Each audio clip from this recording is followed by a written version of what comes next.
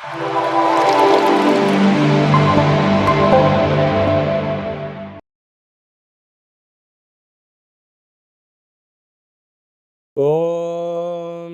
నమః శివాయ. ఓం నమో నారాయణాయ. నరదృష్టి నివారణ కాల భైరవాయ నమో నమః. హరి ఓం. నమస్తే అస్తు భగవన్ విశ్వేశ్వరాయ మహాదేవాయ త్రయంబకాయ త్రిపురాంతకాయ త్రికాగ్నికాలాయ కాలాగ్నిరుద్రాయ నీలకంఠాయ మృత్యుంజయాయ సర్వేశ్వరాయ సదాశివాయ శ్రీమన్మన్మహాదేవాయ నమో నమః. హరి ఓం. మా ఛానల్కి స్వాగతం. చూస్తున్న వీక్షకులకు ప్రేక్షకులకు ప్రియ కాల భైరవ భగవద్బంధులకి స్వాగతం పలుకుతూ మమ్మల్ని ఎంతగానో ఆదరిస్తూ ఉండబడినటువంటి ప్రియ సోదర సోదరి మణులు అందరికీ కూడా అందరికన్నా ముందస్తుగా మహాశివరాత్రి పండగ శుభాకాంక్షలు. 16/2/2025 నుండి 28/2/2025 వరకు పుట్టినటువంటి వారందరికీ కూడా ముందస్తుగా జన్మదిన శుభాకాంక్షలు. గతంలో వివాహం చేసుకున్న వారికి వివాహ వార్షికోత్సవ శుభాకాంక్షలు. ద్వాదశ రాశుల్లో గ్రహ గమనాలు ఒకసారి వీక్షింపచేద్దాం. వృషభ రాశిలో దేవగురు బృహస్పతి సంచార స్థితి, కన్యరాశిలో కేతు సంచార స్థితి, కుంభరాశిలో రవి బుధ శని సంచార స్థితి, మీనరాశిలో రాహు సంచార స్థితితో ద్వాదశ రాశుల్లో గ్రహ గమనాలు ఈ విధంగా ఉన్నాయి. మీనరాశి వారికి ఎలా ఉండబోతుందో ఈ వీడియోలో సవివరంగా సంపూర్ణంగా తెలుసుకుందాం. మీనరాశిలో ఏ నక్షత్రాలు వస్తాయనగా ఉత్తరాభాద్ర నక్షత్రంలోని 4 పాదాలు, రేవతి నక్షత్రంలోని 4 పాదాలు, పూర్వాభాద్ర నక్షత్రంలోని చివరి పాదం కలిపితే మీనరాశి అవ్వడం జరుగుతుంది. చాలామందికి పుట్టినటువంటి కాల సమయంలో డేటా బర్తులు లేనటువంటి వారికి పేరు యొక్క మొదటి అక్షరాన్ని అనుసరిస్తూ ఆ రాశిని తెలుసుకునే ప్రయత్నం చేద్దాం. ది, దుమ్, షం, జా, ధా, దే, దో, చా, చి అక్షరాల వారందరూ మీనరాశి జాతకులే. మీనరాశి అధిపతి దేవగురు బృహస్పతి. వీరికి ఏళ్లనాటి శని సంచార స్థితి జరుగుతున్న విషయం తెలిసినటువంటిదే. రాశిలోనే ఏడాది తర్వాత శుక్ర భగవానుడు రాహుతో కలిసి సంచారం చేయడం వలన బంగారు ఆభరణాలు, ల్యాప్టాప్లు, మెయిల్స్, మెసేజ్లు, ఓటీపీలు ఎంతో జాగ్రత్తగా పెట్టుకోగలగాలి. లేకపోతే నీ చుట్టూ ఉండబడిన వారే వాటిని తస్కరించబడే పరిస్థితి అధికంగా ఉంటుంది. తస్మాత్ జాగ్రత్త. 3వ స్థానంలో గురు సంచార స్థితి ఉండడం వలన తల్లిదండ్రులతో, గురువులతో, అన్నదమ్ములతో, అక్కాచెల్లెలతో ప్రశాంతమైన వాతావరణాన్ని ఏర్పరచుకోగలిగితే అన్యోన్యత, ఆనందము మీ సొంతం కాబోతుంది. అర్ధాష్టమ కుజుడు కారణం వలన మీ జన్మ నక్షత్రం రోజున అష్టమి, అమావాస్య తిథులు ఎందున వాయు జల ప్రయాణాలు పెట్టుకోవద్దు. ఆవేశానికి దూరంగా ఉండండి. యంత్రాలతో, ఆయుధాలతో తస్మాత్ జాగ్రత్త. సప్తమ స్థానంలో కేతు సంచార స్థితి ఉండడం వలన ప్రతి విషయాన్ని మీరు క్షుణ్ణంగా తెలుసుకోండి, చదవండి, వ్రాయండి. ఆ తర్వాత మీరు మాట్లాడే ప్రయత్నం చేయగలిగినట్లయితే రాబోయే కాలంలో భవిష్యత్తుకు మీరే దిక్సూచి అయ్యే పరిస్థితి చాలా అధికంగా ఉంటుంది.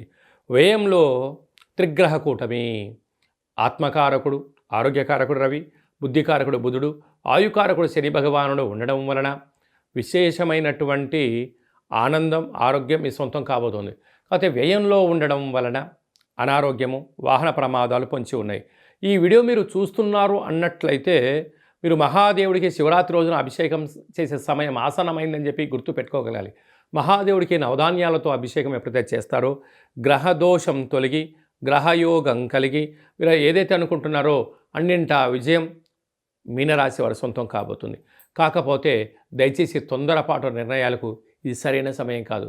ఎందుకనగా వ్యయంలో 3 గ్రహాలు సంచారం చేయడం వల్ల అధికమైన ఖర్చులు పొంచి ఉన్నాయి. ఇలాంటి కాల సమయంలో మీరు ఒత్తిడికి గురవడం, సతమతం అవ్వడం, అనేక రకాలుగా ఇబ్బందికి వెళ్ళడం, మాట దొరలడం, మాట అనిపించుకునే పరిస్థితి ఉంటుంది. ఇలాంటి కాల సమయంలోనే మౌనం, ధ్యానం, ఏకాగ్రత, పట్టుదల, దీక్ష, ఆపై భగవంతుడు ఆశీస్సుల వలన మీనరాశి వారు విజయం స్వాగతం పలకబోతారు. ఎందుకనగా ఈ శివరాత్రి వెళ్ళిపోయిన తర్వాత రాశిలోకే శని భగవాన్ రాబోతున్నాడు. ఇంకొంచెం రాబోయే కాలం కూడా ఇబ్బందికరంగా ఉంటుంది. అన్నిటికన్నా ఆరోగ్యాన్ని చూసుకోగలగాలి, మానసిక ప్రశాంతత, లేకపోతే దీర్ఘకాలికమైన వ్యాధులు మీనరాశి వారి చుట్టూ తిరిగే పరిస్థితి ఉంటుంది. సాఫ్ట్వేర్ రంగం వారు, హార్డ్వేర్ రంగం వారు, స్వయం వృత్తులు, సేవా రంగాలు, ఆహార ఉత్పత్తులు, ఎక్స్పోర్ట్స్ అండ్ ఇంపోర్ట్స్ బిజినెస్ చేసేటువంటి వారు, వస్త్ర వ్యాపారస్తులు, బంగారు వ్యాపారం చేసే వారందరికీ కూడా చాలా ఓపిక, పట్టుదల, సహనం అవసరమని చెప్పి గుర్తుపెట్టుకోగలగాలి. ఫిబ్రవరి మాసంలో, మాఘమాసంలో ద్వితీయార్థంలో ముఖ్యమైనటువంటి పండుగల గురించి క్లుప్తంగా సవివరంగా సంపూర్ణంగా తెలుసుకుందాం. 21వ తారీఖున మాఘమాస బహుళ అష్టమి, విశేషమైనటువంటి అష్టమి శుక్రవార సందర్భంగా, కాళాష్టమి సందర్భంగా కాళభైరవ స్వామికి స్మరణ, ధ్యానము, పుష్పాండ దీపము యోగదాయకమని చెప్పి కూడా గమనించాలి. అలాగనే 26వ తారీఖున త్రయోదశి మాస శివరాత్రి, జన్మకో శివరాత్రి అని చెప్తూ ఉంటారు. 11 మాసాలలో 11 మాస శివరాత్రులు, ఒక్క మహాశివరాత్రి పండుగ సందర్భంగా మనమందరం కూడా మహాదేవుడికి యథాశక్తిగా భగవంతుడికి ఫలం, పత్రం, పుష్పం, తోయం అన్నట్టుగా యథాశక్తిగా భగవంతుడికి ఒక కృతజ్ఞతాభావంగా జలంతో అభిషేకం చేస్తే ఆయుష్, పంచామృతాలతో అభిషేకం చేస్తే ధన సంపద, అలాగే మనకు కింద 16 పండ్లు పైన 16 పండ్లు ఎలా ఉంటాయో 16 రకములైనటువంటి ద్రవ్యాలతో అభిషేకం చేయడం వలన అపార కుబేర సంపన్నులు అవుతామని చెప్పి గమనించగలగాలి. కనుక మహాశివరాత్రి రోజు యథాశక్తిగా దైవనామస్మరణ, ఆధ్యాత్మిక చింతన, అభిషేకము, జాగరణ, స్వామివారికి కళ్యాణ మహోత్సవంలో పాల్గొనడం, ఆ అక్షంతల శిరస్సు పైన వేసుకోవడం వలన గృహంలో ఉండబడినటువంటి వాస్తుదోషం, జాతకంలో ఉన్న గ్రహదోషం తొలగి అఖండ ఆయుర ఆరోగ్యాలని మహాదేవుడు ప్రసాదిస్తాడని చెప్పి గమనించగలగాలి. అదే కాకుండా 27వ తారీఖున విశేషమైనటువంటి గురువారము, ధనిష్ఠా నక్షత్ర సందర్భంగా మాఘ అమావాస్య, అంటే మాసానాం మాఘమాసం అని చెప్పి మనము వేదాలు చెప్తూ ఉంటాయి. ఆమాకావై అంటుంటారు. ఆషాఢ మాసం, కార్తీక మాసం, మాఘము, అలాగా ఈ 4 మాసాలు అద్భుతమైనటువంటి మాసాలు కనుక ఈ మాఘ అమావాస్య రోజున దేవుడికి స్మరించడం, అలాగనే సముద్ర స్నానం, దీపం దానం చేయడము, ఇంట్లో కూష్మాండ దీపాన్ని ఏర్పాటు చేసుకోవడం, నారికేల దీపాన్ని ఏర్పాటు చేసుకోవడం, అంటే అమావాస్య తిథి ఎందున గగనంలో చంద్రభగవానుడు శూన్యమవ్వడం వలన ఇంట్లో మనం అష్టముఖ స్వరూపమైనటువంటి కూష్మాండ దీపం పెట్టడం వలన గృహంలో ఉండబడిన అష్ట కష్టాలన్నీ తొలగిపోయి అష్ట ఐశ్వర్యం స్వాగతం పలుకుతామని చెప్పి గమనించాలి.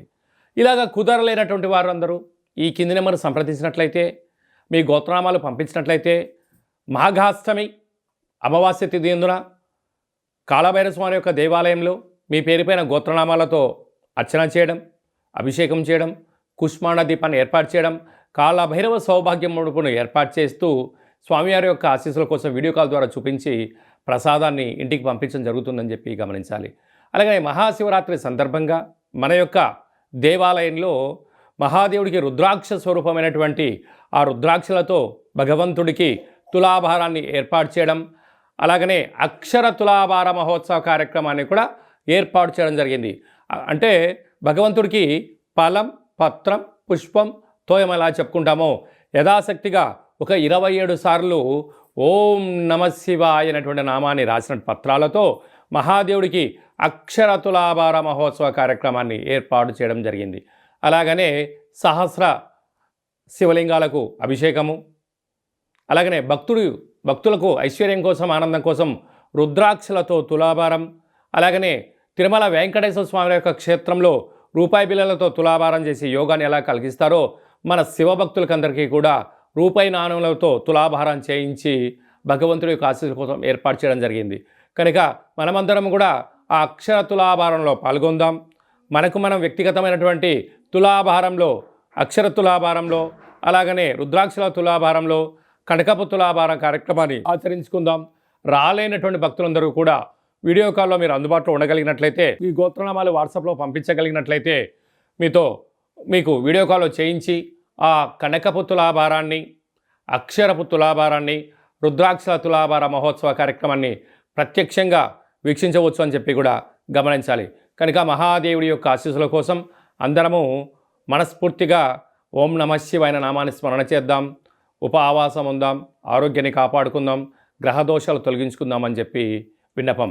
కనుక ఆసక్తి గలవారు మీ గోత్రనామాలు ఈ కింది వాట్సాప్ నెంబర్ పంపించగలిగినట్లయితే అభిషేకము, హోమము, కాళభైరవ హోమ కార్యక్రమం చేయించి, తులాభార కార్యక్రమం చేయించి కూడా ప్రసాదాన్ని కొరియర్ ద్వారా తమరికి అందజేయడం జరుగుతుందని చెప్పి గమనించాలి.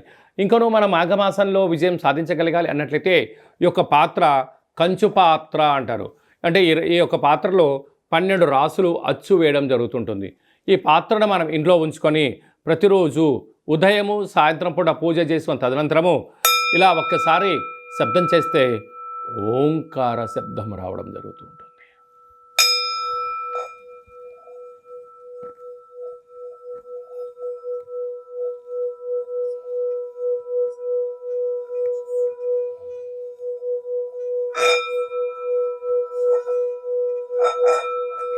ఈ యొక్క ఓంకార శబ్దాలను సృష్టించడం వల్ల మహాదేవునికి మనం అనుకుంటున్న కోరికలు వినవించుకోవడం, అనుకున్న పనులు విజయం సాధించడం, మనిషి శరీరంలో ఉండబడినటువంటి షట్చక్రాలైనటువంటి మూలాధార, స్వధిష్టాన, మణిపూరక, విశుద్ధ, అనాహత, ఆజ్ఞాని చక్రాలు వికసింపచేయడం, బ్రహ్మజ్ఞానం కలుగుతుంది, అదృష్టం కలుగుతుందని చెప్పి గమనించాలి. ఈ యొక్క అక్షయ పాత్రతో పాటు మీకు ప్రత్యేకంగా కాలభైరవ హోమము 20 రకాల వస్తువులతో దిష్టి తీయించడం ఏర్పాటు చేయడం జరుగుతుంది. కనుక ఈ స్వామివారి యొక్క పాత్రను సొంతం చేసుకోవాలనుకున్న వారందరూ ఈ కింద నెంబర్ను సంప్రదించినట్లయితే, మీ అడ్రస్ పంపించినట్లయితే కొరియర్ ద్వారా కాళభైరవ స్వామికి అక్షయ పాత్ర అందజేయడం జరుగుతుందని చెప్పి గమనించాలి. మీ వ్యక్తిగత జాతకం తెలుసుకోవాలనుకుంటున్నారా? మీ పేరు, పుట్టినటువంటి తేదీ, నెల, సంవత్సరం, సమయం రాసి పంపించినట్లయితే 100 సంవత్సరాల జాతకాన్ని సవివరంగా, సంపూర్ణంగా, క్లుప్తంగా వ్రాయించి పంపించి మీరు పుట్టినప్పుడు గ్రహ గమనాలు ఎలా ఉన్నాయి, ప్రస్తుతం ఎలా ఉంటున్నాయి, రాబోయే కాలంలో ఎలా ఉండబోతున్నాయో సవివరంగా, సంపూర్ణంగా తెలియజేయడం జరుగుతుందని చెప్పి గమనించాలి.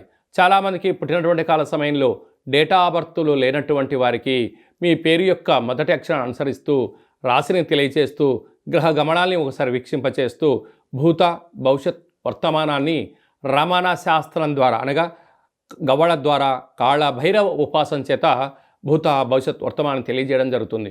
కనుక జాతకాన్ని తెలుసుకుందాం, జీవితంలో అడ్డంకులను తొలగించుకుందాం, ఐశ్వర్యానికి, ఆనందానికి స్వాగతం పలుకుతామని చెప్పి గమనించాలి. కనుక జాతకాన్ని తెలుసుకోవాలనుకుంటున్న వారందరూ ఈ కింది నెంబర్ను సంప్రదించి అపాయింట్మెంట్ తీసుకొని సంప్రదించగలరు. అందరికీ శుభం, జయం, లాభం జరగాలని కోరుకుంటూ ఆశీర్వచనం. శతమానం భవతి శతాయుః పురుష సతేంద్రియ ఆయుష్యేవేంద్రియే ప్రతితిష్టతి ధనం ధాన్యం బహుపుత్రలాభం శత సంవత్సరం దీర్ఘమాయు. సర్వే జనా సుఖినో భవంతు, లోకా సమస్తా సుఖినో భవంతు. సర్వం శివార్పణమస్తు. మరొక్కసారి మహాశివరాత్రి శుభాకాంక్షలు.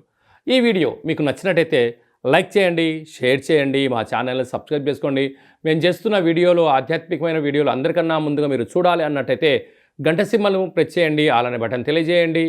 భగవంతుడి యొక్క ఆశీస్సులు పొందండి.